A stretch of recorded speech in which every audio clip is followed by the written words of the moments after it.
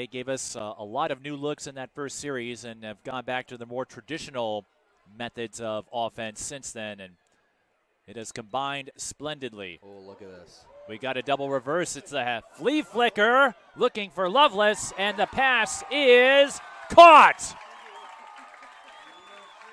Steiner to Loveless on a little flea flicker action. Go Gadget, first down. A gain of 29. We have not seen that aggressive aspect. I mean, we've seen Orono be aggressive. We have not seen that yet this season, but an unbelievable play call, and that's the way that you get it done. And Jackson Steiner has that baseball arm. I've played with him a couple times, and, you know, he gets that throw to go. So Steiner gets a pass completion. We'll follow up in a moment. It's first and goal in what could be the last play of the quarter. Cavern through the first line, but that's as far as he'll get. Looking for his third. Which would break the streak of 2 touchdown games of his. Just create a new streak, you know, multiple touchdown games, you know what I'm saying? Or hey, why not start a streak of 3 touchdown games? Exactly. Why settle for 2 when you can get 3? But Orono will settle to run their next play in the fourth quarter as they let time expire. But Orono knocking on the door of another win on homecoming. That would put them at 5-0 and in all likelihood would assure them at least a first-round bye. They still have Providence Academy awaiting them next week. That's going to be a fun game. And I'm looking this up.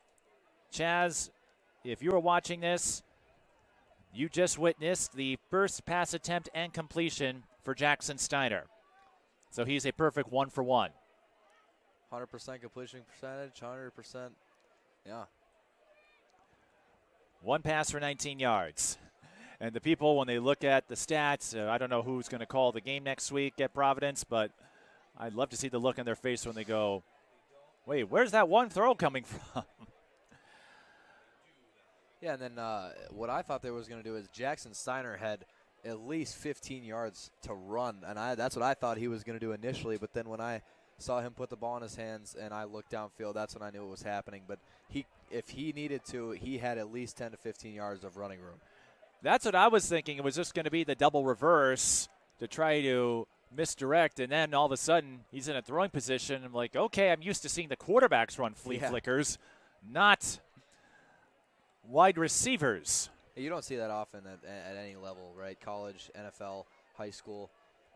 That is definitely a unique sighting to see when it comes to the football realm. But like you said, he's got a strong arm. If it works in baseball, it can certainly work here, even if the football is a little larger and heavier than a baseball. 100%.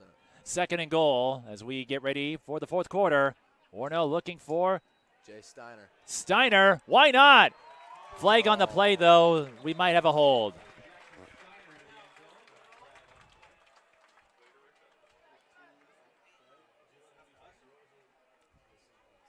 Let's see what the flag is on. Steiner ran it in.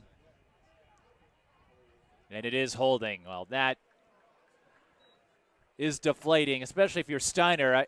I thought it would be a great bookend after he got that 19-yard or 29-yard completion, I should say, on the flea flicker, and instead Orono backs up 10 yards. Yeah, exactly, and those penalties are really – I know it doesn't seem like much to a viewer, but to the team and the coaches, that can really deflate momentum. And obviously not in this situation, up 3 scores in the red zone in the red zone.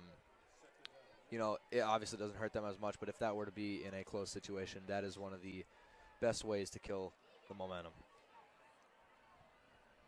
Makes you want to say son of a biscuit. But Orono looking for some cheddar cheese biscuits here on second and goal. Well, Steiner. They weren't going to give up on Steiner, were they? All right, if he can't run it in, we'll just throw him the ball. And it's a 13-yard touchdown reception for Steiner. So he gets a 29-yard completion and a 13-yard touchdown reception. Yeah, Jackson Steiner, the drive of his life, and completes a pass inside the 10-yard line, rushes for a touchdown, and then receives the touchdown. One of them got called back, but quite a drive for the kid.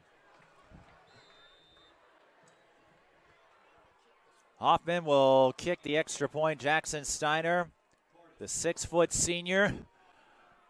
I think he's going to remember this homecoming. Ooh, high snap, but no pressure from Mount Westonka. Hoffman, he had all day. I thought that high snap was going to do him in, but Hoffman gets one through, and Orono leads 33-8 on a 4-play, 41-yard drive that takes a little over 2 minutes. 2:09 to be precise. And Jackson Steiner. I wonder what the next family get-together is going to be like, or if his relatives will call and ask, "How'd you do?"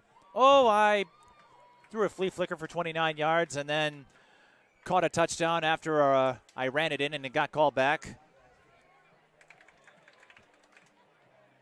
That is the first touchdown reception for Steiner. And had that run play counted, that would have been his first rushing touchdown of the season. So either way, he got a couple of firsts here. You could say he scored 2, but, only one counts. I think he'll be okay as long as one of them counts. Hoffman kicks that one into the end zone for a touchback.